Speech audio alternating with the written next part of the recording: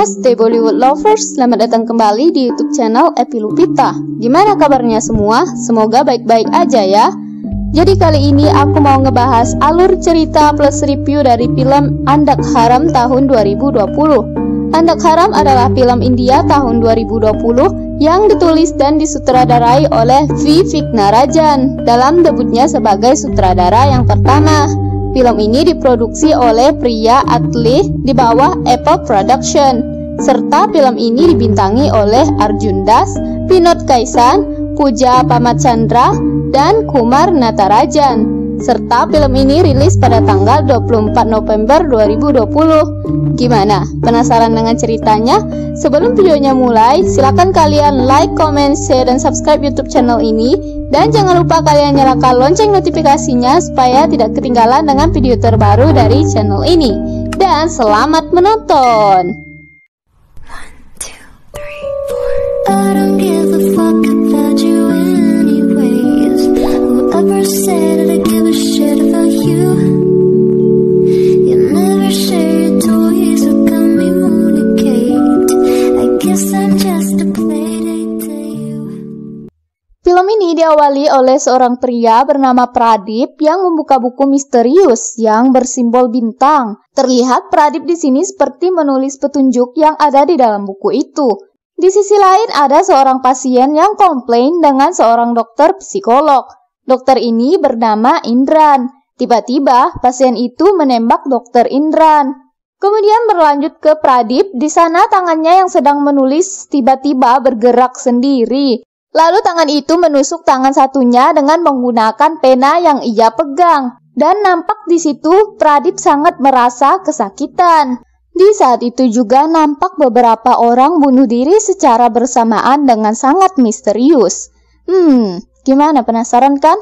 Kenapa orang-orang ini bisa bunuh diri? Film pun dimulai. Di sana ada seorang cowok tunanetra bernama Selvam. Perhatiin baik-baik teleponnya ya. Nah, si Selvam ini bekerja di perpustakaan tua. Scene pun berpindah ke seorang cowok lagi bernama Vinod. Si Vinod ini seorang pemain kriket.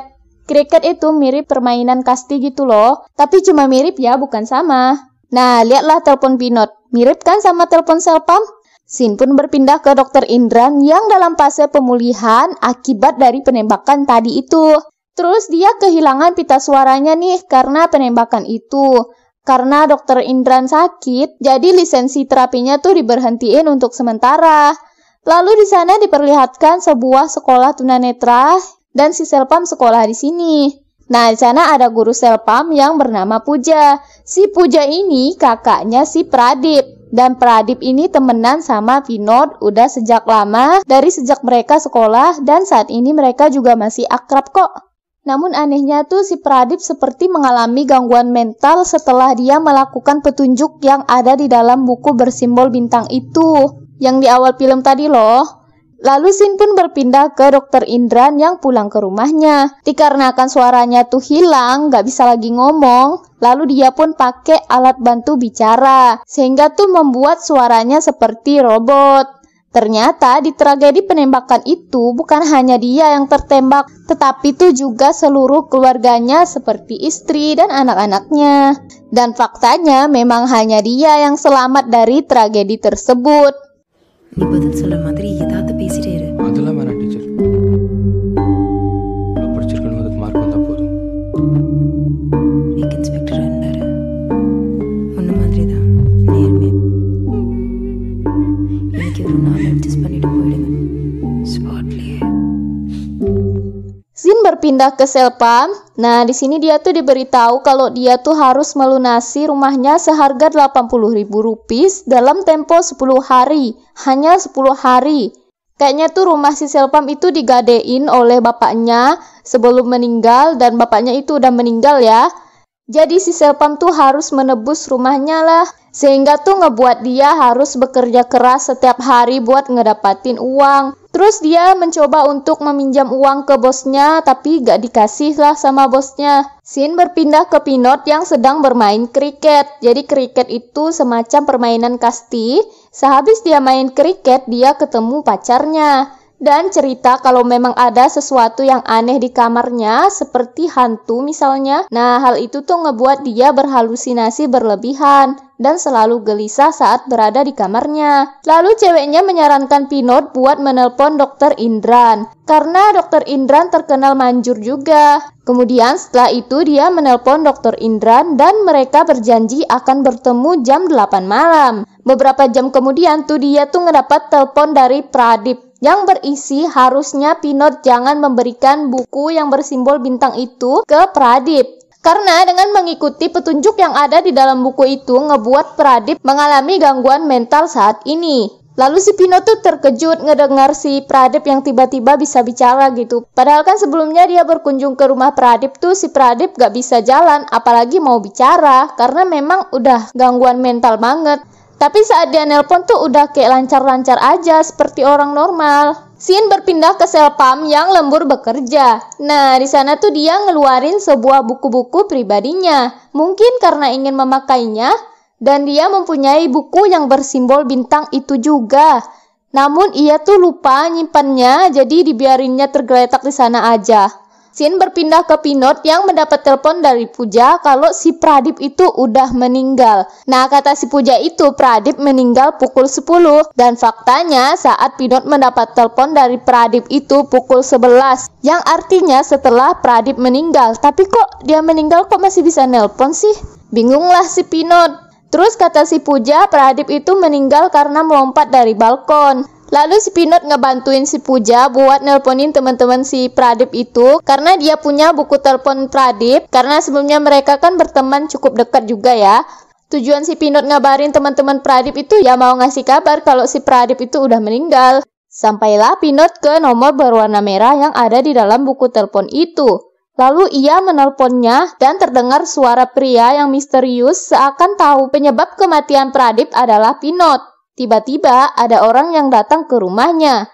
Ternyata yang datang adalah pacarnya Pinot. Pacarnya ini nanyain tentang Dr. Indran, tapi Pinot memberitahu kalau Dr. Indran belum sampai-sampai dan gak bisa dihubungi. Scene berpindah saat Dr. Indran mengobati pasiennya, dan nampak perubahan yang sangat baik hanya dalam satu sesi. Pasiennya langsung berubah kembali seperti orang normal. Padahal sebelumnya kebanyakan dari pasiennya itu gak bisa berjalan bahkan untuk berbicara. Namun tiba-tiba pasiennya itu bisa membuat kopi sendiri. Lalu Scene berpindah ke Selpam yang mendapat info kalau pemilik gedung perusahaan perlu pawang buat ngusir roh jahat yang ada di dalam sebuah ruangan gedung itu. Dan upahnya lumayan tinggi juga. Ternyata ayah Selpam adalah seorang paranormal. Namun ayahnya telah meninggal saat bekerja jadi paranormal, serta ibunya Selpam juga sudah meninggal. Lalu Selpam balik ke perpustakaan dan menyadari kalau buku yang bersimbol bintangnya itu telah hilang. Scene berpindah ke Pinot yang terus-menerus mendapat telepon dari nomor yang ditulis berwarna merah di buku telepon Pradip. Orang yang berbicara dari nomor itu mengatakan kalau ia bukanlah manusia dan dia adalah hantu. Dia berkata ingin mengawasi jiwanya Pinot. Ketika datang masanya, ia akan membunuh Pinot. Scene berpindah ke Selpam yang datang ke gedung angker itu untuk menangkap roh jahat di sana. Dan faktanya, ruangan itu adalah ruangan bekas klinik Dr. Indran yang sudah tutup. Akan tetapi Selpam tidak berhasil menangkap roh jahat itu. Dan akan kembali lagi ke sana beberapa hari lagi untuk menangkap roh jahat itu.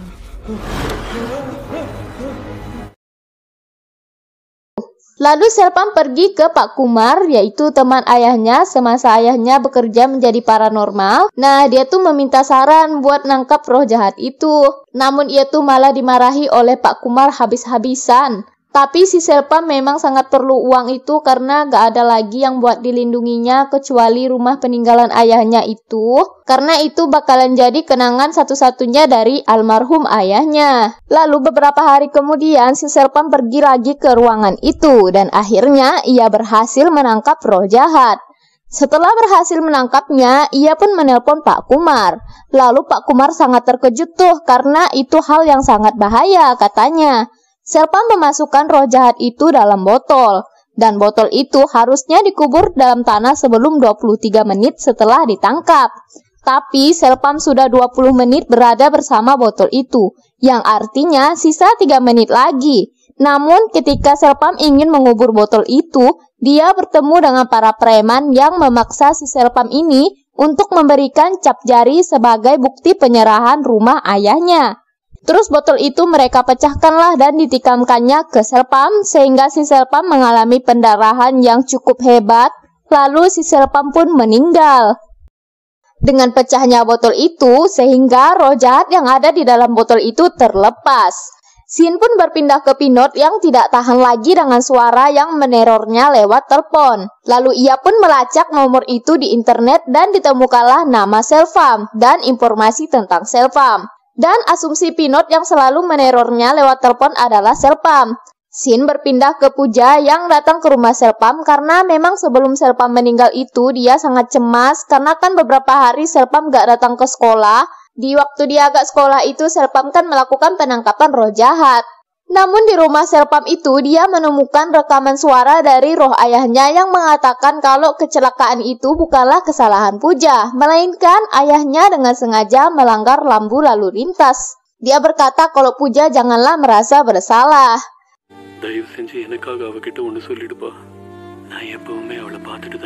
Scene berpindah ke Pinot yang sangat ketakutan karena dia dikunci dari luar oleh hantu itu dan menelpon Puja untuk datang ke rumahnya. Tiba-tiba sebuah dadu gantungan kuncinya terbaling sendiri dan seolah memberitahu sebuah nomor. Sempat juga Pinot mencatat angka-angka yang diberikan oleh dadu tersebut.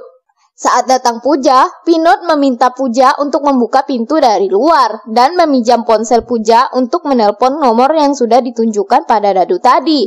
Terkejutnya ia, itu adalah nomor Selpam. Dan Puja memang menyimpan nomor Selpam karena Selpam adalah muridnya kan? Dan saat mereka menelpon nomor Selpam, telepon itu tersambung dan diangkat. Tapi di saat itu kan Selpam sudah meninggal, kok masih bisa ngangkat telepon sih?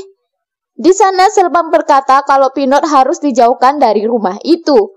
Tiba-tiba, telepon merah milik Pinot berdering lagi dan Pinot langsung masuk dan membanting telepon itu karena tidak tahan.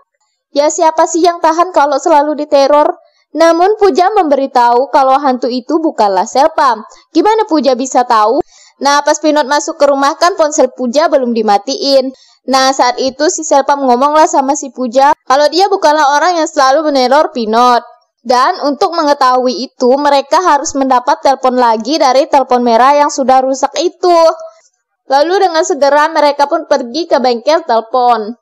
Sembari menunggu telepon itu diperbaiki, si Pinot itu kayaknya pernah ngedengar suara yang selalu menerornya itu. Dan ternyata dia ingat kalau suara itu mirip dengan suara Dr. Indran. Lalu dia pun pergi ke warnet buat ngecari info-info tentang Dr. Indran.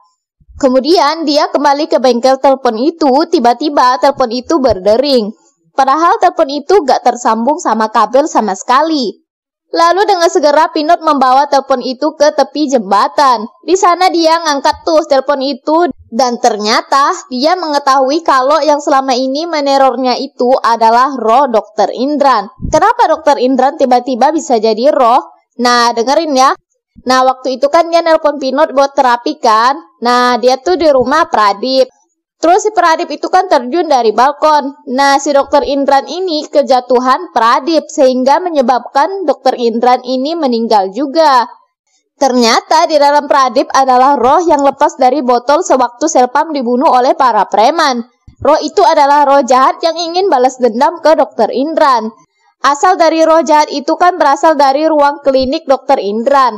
Ternyata asal muasal dari roh itu adalah pasien yang komplain dengan Dr. Indran di awal film tadi. Yang nembaknya itu loh. Terus ditangkaplah oleh Selpam roh itu, namun sayangnya tuh lepas. Lalu lepasnya roh itu tuh masuk ke dalam dirinya Pradip. Kenapa? Karena sebelumnya tuh si Pradip itu nyembah roh itu melalui buku yang bersimbol bintang yang dikasih oleh Pinot. Dan kenapa Pinot bisa ikut terlibat dalam hal ini? Karena itu ya dia ngasih buku bersimbol bintang itu. Dan faktanya si Pinot itu nyuri buku itu dari Selpam. Karena sebelumnya kan si Selpam gak nyimpen buku itu dengan benar. Jadi diambil aja oleh si Pinot. Dan dihadiahkan kepada Pradip yang saat itu ulang tahun. Jadi gitu. Awalnya tuh si Dokter Indran nggak tahu kalau yang di dalam Pradip itu adalah roh jahat yang pernah menembaknya. Tapi setelah Dokter Indran berhasil dibunuh oleh roh jahat itu, barulah Dokter Indran menyadari. Dan kenapa sih Dokter Indran itu bisa jadi roh? Karena dia juga pemuja setan, namun alirannya kayaknya berbeda deh. Dan faktanya si Pinot ini adalah korban terakhir dari Dokter Indran. Karena yang kita tahu si Dokter Indran ini memuja setan dengan cara terapi pada pasiennya. Dan cara Dokter Indran membunuh korban-korbannya yaitu dengan menghipnotisnya dulu. Nah, si korban-korban ini sebelum Pinot itu dijadiin kayak senang dulu selama beberapa sesi. Dan untuk sesi terakhir, mereka itu mesti bunuh diri karena hipnotisnya. Nah, di awal film tadi yang rame orang bunuh diri, nah itu adalah korban-korban dari Dokter Indran. Kejam banget kan? Namun si Pinot tuh beruntung karena dia dilindungi oleh si Selpam. Semenjak Selpam meninggal itu, roh Selpam itu tinggal di dalam rumah Pinot. Kenapa Selpam juga bisa jadi roh? Ya mungkin karena dia keturunan paranormal, jadi memiliki kelebihan khusus yang bisa berubah jadi roh setelah meninggal. Dan faktanya yang menggerakkan gantungan kunci dadu itu adalah si Selpam yang ingin Pinot tahu kalau yang selama ini menerornya adalah Dokter Indran. Kenapa sih si Selpam ikut campur dalam masalah ini? Nah, sini aku jelasin. Jadi ternyata buku bersimbol bintang itu adalah bukunya Selpam yang diberikan turun-temurun oleh ayahnya. Namun kan saat itu dia pernah lupa nyimpan bukunya, disimpannya tergeletak gitu aja. Terus datanglah si Pinot ke perpustakaan itu. Dilihatnya lah oleh si Pinot buku Selpam itu, dan karena memang covernya itu lumayan bagus ya, bergambar bintang. Terus dicurinya lah oleh si Pinot buku Selpam itu. Lalu si Pinot pun ngasih lah buku itu ke Pradip yang saat itu ulang tahun. Karena dia udah dapat buku itu dan mungkin dia iseng-iseng juga buat memuja itu. Tapi kurang tahu deh karena gak dibahas secara detail. Dan di akhir film, roh Dokter Indran tuh sempat nyuruh Pinot buat meloncat dari jembatan itu. Dan jika Pinot melakukan itu, sempurnalah kekuatan roh Dokter Indran itu. Namun untungnya ada roh Selpam yang tiba-tiba merasuki Pinot dan merusakkan telepon itu. Faktanya, telepon itu adalah telepon Selpam dan Pinot mendapatkannya dari pelelangan toko bekas. Nah, oleh karena itu si Selpam dengan mudah tuh bisa tinggal di rumah Pinot, karena itu adalah barangnya. Lalu telepon itu telah rusak, dan roh Dokter Indran pun lenyap karena misinya tidak berhasil. Lalu roh Selpam pergi dengan tenang. Film pun tamat. Untuk review dari film ini sih alurnya agak sedikit lambat ya, dan membuat kita tuh mesti harus benar-benar mencermati setiap adegan-adegan yang ada di film ini. Dan emang satu sama lain dari karakter di film ini tuh ada keterkaitannya, makanya itu yang ngebuat kita harus fokus banget memahami cerita ini. Makin lama film ini diputar, makin rumit lah plot ceritanya. Untung aja sih acting si Pinot Kisha dan Arjundas ini berperan dengan sangat baik, sehingga gak terlalu ngebuat penonton menjadi bosan, dan malah rasa penasaran atau rasa ingin tahu tuh semakin menjadi-jadi. Dan untuk film ini memang luar biasa banget dengan 3 karakter utama yang berbeda satu sama lain. Tapi semua karakter ini tentu saja punya sisi yang saling keterkaitan antara satu sama lain. Terus film ini cukup berhasil kalau dalam genre horor atau supranatural. Dan film ini mendapat rating sebesar 7,6/10 dari IMDb. Ya lumayan lah. Dan aku rekomendasikan banget film ini buat yang suka nonton film genre supranatural atau horor atau misteri. Ini cocok banget. Pokoknya tuh harus dicobain ya. Oke, jadi sekian itu saja alur cerita plus review dari film Andak Haram kali ini. Terima kasih yang udah nonton, dan kalau kalian mau request minta dibuatin alur cerita plus review dari film India, boleh banget, silahkan kalian komen aja. Dan I'll see you guys on my next video. Bye bye.